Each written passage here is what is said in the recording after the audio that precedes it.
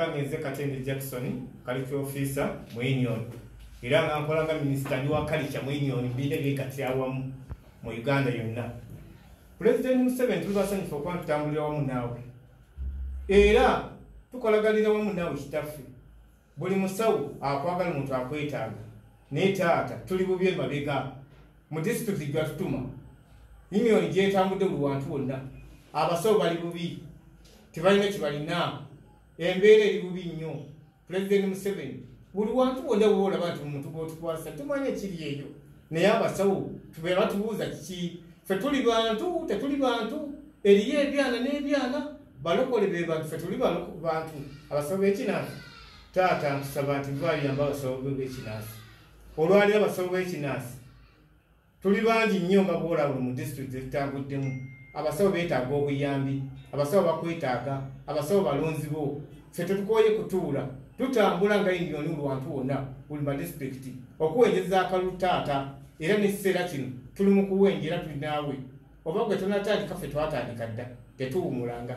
Kitaffe President Museveni tukusaba ebisuubizo ebyo ebiriyo tujjukire bwe kaba nga kaali kaamu katukubire eddala kitaffe otegere nti abasawo bange gye bali abegattira wamu mu bibiina watuma bakamu baffe ne bajja ne bagatta ebibiina era bakituukiriza. Ekibiina ne kyegattira wamu enkaayana ezaali nga mu basawo zaakoma bali mu mirembe. Tokyawulirayo ebyantaalowooza abasawo b'ekinaasi kitaffe tutunuulidde ggwe ebyange. Amanya n'eddoboozi bampita Jemba Lumira Mayengo President wa Buluden Traditional Healers Abolition Association ate nga nze ngatta ebibiina byonna mu ggwanga. Ndi wano mu Buluden Traditional Healers nga nkubiriza abasawo bonna mu ggwanga okuba nga bannabibiina bapulezidenti b'ebibiina okuba nga musobola okuba nga mwegatta kubanga kati abantu abegatta abalina ebibiina byabwe twakagatta ebibiina 29 byo byamaze dda okwegatta naye tusaba n'abebibiina ebisigadde ebyo ebyasigalayo ebisatu bisobole okuba nga bijja okwegatta wala.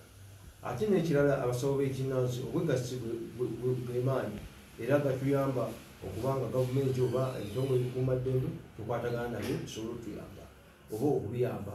Kale nno bwe mutaakwataganye wamu temujja kubaako bye mufuna. Gavumenti eyagala abantu abakwatagana awamu okusobola okubakulaakulanya ate nga twagala nammwe abasawo b'ekinnansi abali mu byalo musobole okuba nga mulima musimbe tubawe empeke musobole okuba nga musimba ate mukole n'ebintu eby'enjawulo. N'abali mu bibuga tusobole okubakulaakulanya mu nsonga z'okubawa okukola sako zisobole okuba nga tubawa ssente entonotono tusobole okukola bu bizinesi obubayamba. Bwe tubakolera bu bizinesi obubayamba ate kiyamba nnyo okusobola okuba nga temulidda mulwadde gwe mutaakoze naye appointment. Kale nno ekyo kituyamba nnyo era nga nzikubiriza abantu abo abasawo b'ekinnansi mwenna we muba muli oba bakamona benabbona musobole okuba nga muyimba ekigambo kwegatta tusobole okuba awamu tusobole okugatta abasawo baffe basobole okufunamu. Njagala mbannyonnyole nti okuva edda nedda twalina obwegassi ng'abasawo b'ekinnansi twalina integrated yaliwo ku mulembe gwa Benigulu ne Benigulu yavaawo integrated nestabukatabuka kati kwe kuzzaawo union weeri era nze President General era nsuubira nti sijja kubeerawo bbanga lidini era abalala bwemala ekisanja kyange kimala okuggwako abo enna abali mu bwegassi tugenda kulondamu atanya agende mu maaso nga avuga abasawo akulembera ebibiina ebyo byonna. Kale mbasaba obuwombeefu mwegatte. Owa Pulezidenti waffe Yoweri Kaguta Museveni omulungi waffe nga tukusaba nti abasawo b'ekinnansi tuweera emitwalo nga 10 egy'abasawo b'ekinnansi egiri mu bwegassi buno mu kaseera kano naye n'abalala ate tubalina bangi abatannaba kwegatta.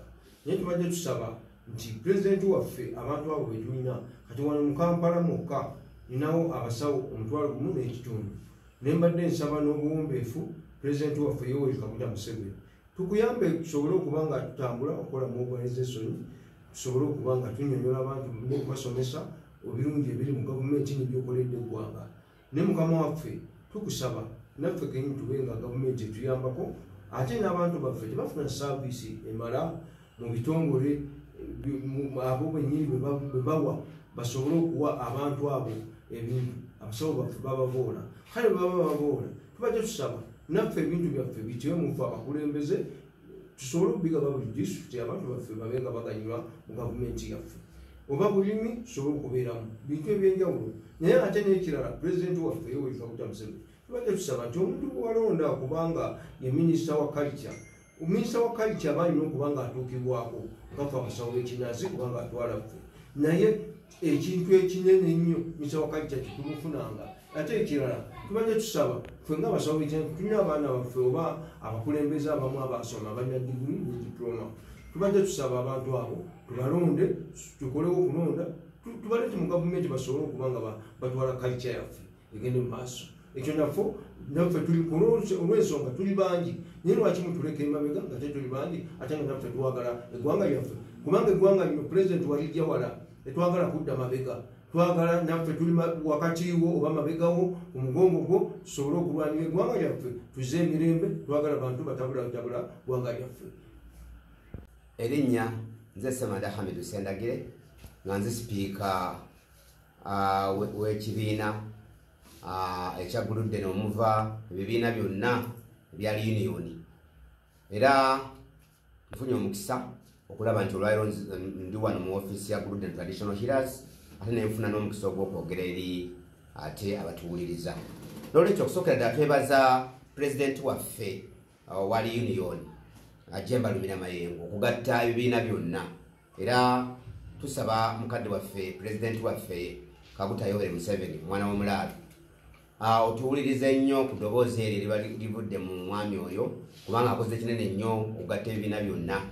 N'olwekyo bingi ebisomoza abasawo b'ekinnansi okulaba nti batuukako naye tusuubira nti tujja kukolagana okulaba nga tufuna obuyambi okuva gy'oli ng'obatuusaako obuyambi obwo kubanga tumanyi osobola bangi nnyo abakufunyemu ebirungi bangi nnyo abaganyuddwa ate mu ofiisi yo naye mukama wange tusaba otuwulirize ng'owuliriza eddoboozi lyaffe eryo erya mukadde waffe oli wa Union Jemba Lumira Mayengo okulaba nti atuusaako ebintu ebyo. Mu COVID yatukola bulungi nnyo kubanga yatuwa obuwunga yatuwa emmere nga sisi wa gavumenti naye yasobola okutoola ssente mu nsawo ye n'agabira abasawo b'ekinnansi kumpi disitulikiti zonna. Naffe twebuuza bwebuuza ekisajja yakijja naye tusaba bw'aba ayise gy'oli omukwatireko okulaba nti abasawo b'ekinnansi bafuna obuyambi. Abasawo b'ekinnansi bafiirwa mu malwaliro nga teri abayamba tebalina bwasirizi bwonna. Abasawo b'ekinnansi baganya okusomesa abaana lwakuba tebalina busobozi naye banaaba basobodde okuba nga bafuna obusobozi obasomesa nabo ne bava mu mbeera y'otamanya oba oli awo tujja kuweereza gavumenti n'omutima gumu. Ffe twagala gavumenti eno eya Yoweri Kaguta Museveni era egende mu maaso ku mulundi guno ogujja 2026 tugenda kuwagira Yoweri Kaguta Museveni omwana w'omulaalo tetusobola kulekerera ffe abasawo b'ekinnansi era tusaba Mukama Katonda akusobozesa otusinkane obeere ng'osobola otuwa obuyambi obusobola otusobozesa ogenda mu maaso watali kudda mabega. Tukwesiga era pulezidenti waffe wa Union asobodde okugatta ebibiina byonna mu Uganda yonna era ebyo bisigaddeyo nabyo tukyabyogerezeganya nabyo okulaba nga nabyo bijja gye tuli. Tujja kusobola okubanga batugamba nti twegatte tubeere omuntu omu osobole okulagana naffe. Mukadde waffe Jemba Lumira Mayengo kyakoze wa Union atugase era ebibiina ebirala byonna biri mu nteekateeka yakujja kwegatta naffe osobole okugenda mu maaso n'okutuwa ebintu byaffe watusuubiza. Tweyanzizza nnyo tweyanzeege. Pulezidenti waffe Yoweri Kaguta Museveni nze Jemba Lumira Mayengo pulezidenti jeno w'ebibiina byonna mu ggwanga ebibiina 29 mu bibiina 29 wasigala ebibiina 3 mukadde wange ebyagano twegattako naye ng'ebibiina byonna nabigatta pulezidenti wantu mu mulimu mukama wange nakutuukiriza ebibiina byonna nabituukiriza okubigatta era mbadde nkusaba pulezidenti nkusinkane otegeere nkutegeeze n'ensonga eziri mu bantu baffe wewawe batuuse mu kalulu kaffe aka2026. Bibiina ki ebitannaba kubegattako? Bibiina ki ebyo ebiremeddeyo okwegattako? Ekibiina ekiremeddwa okwegatta Uganda n'endagaano n'obuwangwa bwaffe ekibiina tuli bumu ekya Nansamba Uganda n'eddagala lyayo ekyawalyamira ebyo ebibiina ebiganye okwegatta naye nga tusuubira nti balina enkola yaabwe endala oba omuntu omulala gwe bawagira nikubanga oba oli mu gavumenti ya Yoweri Kaguta Museveni tulina okwegattawo wamu nga wagabalagidde okuba nga tukulaakulanya abasawo nga tuli wamu ffenna ng'abapulezidenti b'ebibiina. Pulezidenti Jeno mu kintu kino y'ani omutuufu kuba tuwulira ne Mama Fina ne Pulezidenti Jeno? Mama Fina si pulezidenti Jeno, pulezidenti wa kibiina kye nga Uganda n'eddagala n'obuwangwa bwaffe. Nansamba si pulezidenti Jeno, Nansamba nabbona wa bakabona era oyo gwe mulimu gwakola si pulezidenti Jeno. Kulannama si pulezidenti Jeno, wanyamira pulezidenti w'ekibiina Uganda n'eddagala n'obuwangwa bwaffe. Okubeera pulezidenti Jeno olina okulondebwa ebibiina byonna nga bapulezidenti b'ebibiina be bakulonze okuba okufuuka pulezidenti Jeno. Nze era bannonda nga nze pulezidenti Jeno w'abasawo b'ekinnansi mu ggwanga ate nga nze nkulembera ebibiina. Kati Mama Fina yakwegattako otambula naye? Mama Fina teyanneegattako olw'ensonga talina ekigendererwa ki. Era tulinayo abantu abaganya otwegattako tumanyi ki kye beetaaga era ki kye baagala naye tubayita bajje babeere naffe tusobole okuba nga tutambula nabo kubanga eggwanga lino lyava wala twagala tutambule ffenna nga tutambuza nga tuli wamu.